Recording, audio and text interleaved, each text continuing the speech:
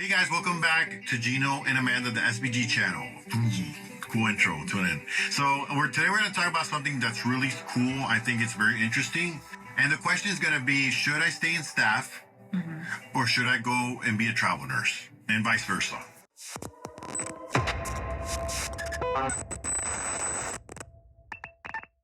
So go ahead, Amanda, the floor is yours. Thank you so much, Gino. You're welcome. So yeah, something that I do get asked a lot is travel nursing still worth it? Especially because I did go back to staff and my home hospital. A lot of people are asking me like, oh, should I still go and try it? You know, the transition for me has changed a lot locally. You know, I will tell you my pros and cons of travel, and then, you know, we'll go and talk about how I leveraged going back to staff. Can we start with one thing? So how long were you how long were you a travel nurse? So, how long were you a travel nurse? And then what was the benefits of being a travel nurse, I guess? So very true. So I went to become a travel nurse August of 2021, and I became a staff nurse again September of 2022. So I think it's a good time frame to kind of give you guys both experiences. The best part about travel, and Gino will definitely attest to this, was that I was able to get 6 months off of nursing completely. So it was a definite break. Oh, is that the money? It wasn't just the money. The money was great. The money was great. But the money was like... But for me, essentially having 6 months off straight was a huge benefit. And technically, I did have a total of 8 months off. So that was like a huge game changer for me. Like, it was a short period. I technically only worked 2 travel assignments locally. So okay, cool. So overall, you had... It wasn't that long that you were a travel nurse, but you got to benefit on the cash flow. So did I. Thank you very much for that. Those deposits look nice every week. And then you got to take some time off after that.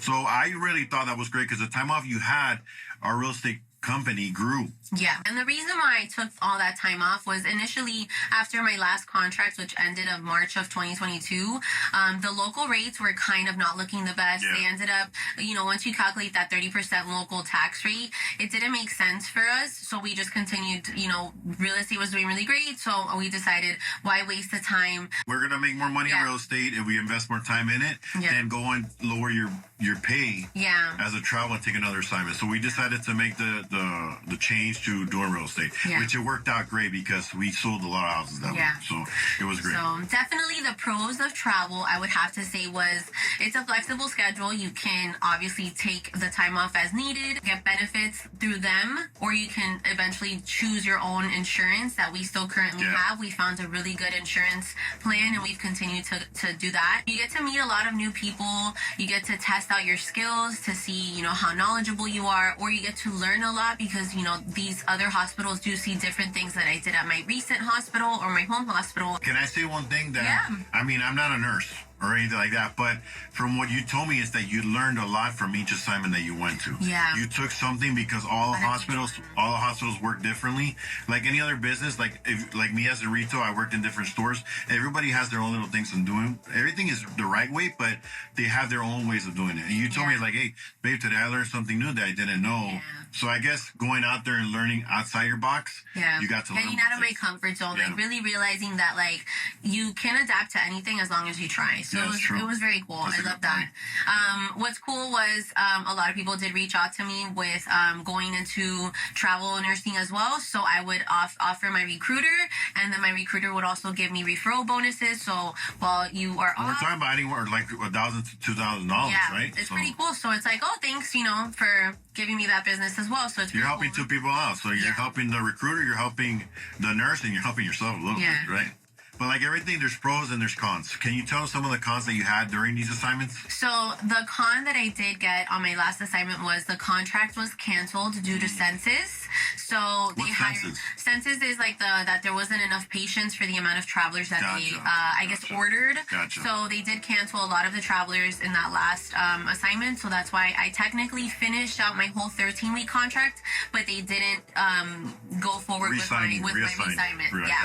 So I guess it would be another con. The good thing is there was a lot of people who wasn't just you, so you know. Yeah, so it wasn't anything based on my performance. Yeah. Another con I would say is that if you don't travel locally, you are going to be traveling far, and if that's not something that you're into because you do have a family and that's one of the main reasons you didn't take another assignment too, because the ones that were paying were out of state. Yeah, and there's probably some really good contracts still out of state, but I guess like locally in Florida, we haven't been seeing such great things, so that's why for us we made that decision. Which is good because that means there's no sick people. But out of state, there's still jobs out there that you can go to. Yeah, and maybe there's probably some areas that they're trying to cover, because we're just like going back to staff is that there's still a lot of open spots because there's all these travelers going through that transition of should I continue to do travel? Should I go back as staff? Either a few are kind of waiting it out or they're toughing it out in those lesser paying contracts. So the big question is, why did you go back to staff? So definitely I was looking for something closer to home. I was really tired of the drive. I did end up getting other opportunities after I signed my contract to go back to my home hospital for a travel assignment, but it was not going to be worth the drive for me. So definitely I was happy to go back as staff. I did enjoy my time off, and I was excited to see all of the people that did eventually stay at my hospital. I was excited to see them. And you told me that when you went back, you had some people you had trained. Yeah. That they had they were retraining me again. Yeah, they were training you now. So that's pretty cool. So it was pretty cool. So they returned the favor. Full circle. Nursing is full circle, and it'll teach you that. But like I know you mentioned to me, and we were talking about learning experiences. When you went back, you were like, oh, these things are different. Because you were so used to the other hospitals that you forgot your home store, your home hospital. I keep saying home store because I'm retail, so the home hospital, you're like, oh man, I forgot that we do it this way. That's when true. you have to relearn some things. Sorry. Bless you. So what are the benefits of being in your home hospital, not home store, home hospital? So what's the benefits that you looked at your? Let's just put a little reference for it. Because home store. I'm gonna put it up. Hospital. I'm gonna put it on top of the camera. Hospital. Store. So what are the benefits that you've seen from coming back to your? So I was gonna say your hospital. What are the benefits that you see going back? So what I really did love about my hospital, and a lot of nurses who work there will tell you, is that the culture there is really great. Like the leadership is great. They really work with you. It is. I know it's cheesy, but like they try to make it this family environment. And that's funny because when I left and came back, we saw that there was a travel nurse there that she was there the whole pandemic, like 2 years she had stayed there. They kept re-signing her, and there was multiple travelers there that had been there over a year. Yeah. So that's how you know that. And they always would say it too, like, oh, you guys are so great. You treat me like staff. So it was kind of cool. So you're not going to mention the drive? The drive, I thought you were going to start with that. I work precisely. You jog to work now, right? I have it down to a team. I work precisely 7 minutes away from my hospital. 7 minutes. And that's why it's funny because I'm always late. But when I was working, she's not late. She runs late. I run late, but I make it right on time because she has to look all fleek. You got to have your shoes matching with your shirt and your pants. You got to look good. Okay. But I'm literally like, if I work at 3 p.m., I'm in the shower like at 2:30. But my other assignments, I had to leave by like an hour because of the traffic or. No, and I know I'd be on the phone with you, and sometimes they'd be like, "Oh my God, there's an accident." I know I used to drive, so I felt for her because I used to drive far where I worked, so I knew she was taking those travels. But I always told her, I said, "Hey, man, you're getting paid double what I was making." Yeah. So I wanted to ask you. I know that you did get a couple of I think you got like a signing bonus for going back. What incentives do these hospitals offer you to go back? I'm sure they want you back. They know what type of a nurse you are. Did they offer you anything when you were coming in? Yeah, so what I did look at before I applied again to my home hospital was I looked to see like what other, I guess, like facilities were offering to make sure I was making the right decision, because now I know I can kind of work anywhere without a problem. Yeah. So it was pretty cool because so you're shopping. I was shopping around. Now that you know your worth, you try to say like, okay, let me see what I can negotiate. Yeah, good. So after getting all that experience, you know your worth, and you try to see what you can do. So for sure, a sign-on bonus is always great. Of course, if it's like a certain amount of sign-on bonus, just know that you don't get it on month one because they're not done. So if you sign on for a 2-year contract, I get my bonus a month. I was like, okay, so when do I get my sign-on bonus? And then they tell you the increments. Smart. I mean, that's smart. Yeah. You know, you get your bonus. Like other businesses, you have to be there a year before you could get a bonus. So, so I mean, 5 months? So they have increments. I'm sure everybody will vary, but sometimes they'll give you like a chunk within the first 30 days to kind of help, you know, make things appeasable. Gino was smart about negotiating his pay because he always learned that when you move within a company, they only can give you So the way it works is if you're getting promoted in a company, usually there's a percentage rate that they could only give you, like a max rate. I don't know, it's like a 3%, whatever it is. It's nothing compared to if you come out of a company. Because when you're coming in a company, you're brand new and you can negotiate your pay. And they try to, like, these recruiters, once you've become, like, I guess since I went through that process of the whole travel nursing and, you know, we spoke with so many recruiters and, like, who was going to give me the best option, it's kind of like, okay, now I felt like I was better at negotiating. So when sometimes they'll try to tell you, like, okay, you can come back at whatever you were at.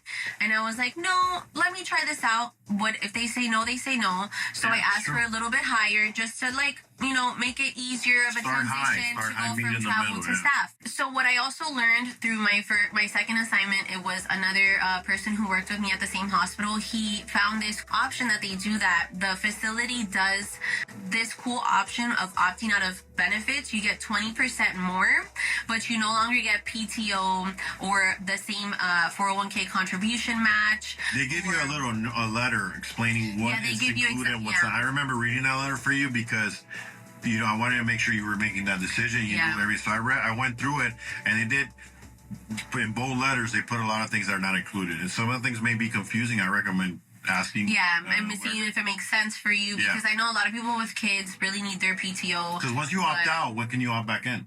The next year, or any life-changing events. It's cool because they help you out, like if you plan to go part-time or if you get married, things like that. So it's kind of cool. All right. Okay. So it's helpful. But what I liked about that is maybe other facilities do offer that. So I thought that was very cool too, because now I got to leverage, you know, what I feel is the most amount of pay between like travel and staff. Sounds good. Yeah. So anything that you didn't like from going back, or that you missed from being a travel nurse? Definitely what I missed from being a travel nurse is like making sure, like, okay, I have 13 weeks off, now I can take a month off. And like a vacation. Like you have an end date. Yeah, you have an end date. So now it feels more like, oh, okay. Yeah, now now really you're not living off an end date. You know, we're working to build our PTO brand accordingly. Yeah, so now we're working to build our brand, but till then you don't really have an end date. Yeah, right? And then also what you will have to transition back to is, of course, you have all these classes and trainings and all the stuff that they expect you to do again, that not necessarily like as a traveler you're just like, oh, okay, nothing you do, kind of like it's not as held accountable as like a staff nurse. So like the thing is that I know that. So one of the things that you're like, something, because now that you're back at your home hospital, they know that all the things you can do and you learn. They make you work hard. So they make you do a lot more because they know you know more than the others. They expect more out of you. So they do expect more. So I'm figuring, I guess that's one of the things that, you know, it's different from being a travel nurse. They didn't know what to expect from you. Yeah. Since you were new, they're like, we don't know what she knows, so let's learn. So, no, and something cool too, which I do appreciate it, because I know they really have the trust in me, is they're like, oh, when are you going to do charge nursing again? And I'm like, not this time. Yeah, because she's had opportunities to become a manager and charge and stuff. Yeah. But she likes being I'm very grateful for the growth, but the thing is, I don't want to take away from somebody that is truly like wanting to grow in nursing, when our goal is, you know, this is our stepping stone, and we really appreciate, you know, the nursing side, but our end goal is to grow our business and eventually. And I think, I mean, I respect that nursing job, man. I'm telling you, like, I try to make it easy for her, but I know it's tough.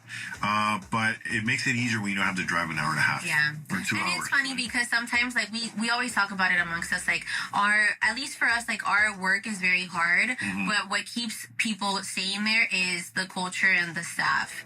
So, and coming from other areas that, like, I've done other places where it's more chill, but the staff can be probably a little bit more catty. Yeah. That peace of mind, like, I'd rather work hard, but, like, have my team with me than vice versa. Yeah, like, I'm more chill, but I'm uncomfortable. Yeah. And they have your back. So that's a cool thing. Cool. So, I mean, I think we covered pretty good. I think you said the pros and cons of each side. I think you're happy where you're at right now, right? Yeah, so, and this was just like a cool cool video because I know I've spoken to a lot of my fellow nurses that are still traveling, and they've asked me like, hey, how do you feel now that you went back as staff? So I just wanted to help, you weigh out your options and kind of put your pros and cons list together too. Pros and cons list. And at the end of the day, I feel like whatever you end up choosing will always work out based on what you want. And if you do choose travel nurse, just remember it's only 13 weeks. And you could just get out and go to staff. So if you're going to go back to staff, make sure you're 100% for sure. I think travel nurse, there's an end date. Yes. I made a mistake. Let me suffer for 13 weeks and then I'm out. Yeah. But if you're going back to staff, I guess always be sure 100%. I agree. Alrighty. So thank you, Amanda, for giving all these tips. I think it was great. And Please share some of your comments. A lot of great information. I think, I know your friends and a lot of people have these questions. Yeah. So thank you for answering those questions for those people. And I hope everyone enjoyed the video. Yeah. I know I did. So thanks again, guys, for tuning in. If you liked the video, please put a thumbs up, subscribe, and hit that notification bell so you get notifications when we get more videos of cool stuff like this that you can learn from, right? Yes. And if you have any comments, leave it down there below the description, and we appreciate your time. Thanks for coming. Okay. Bye.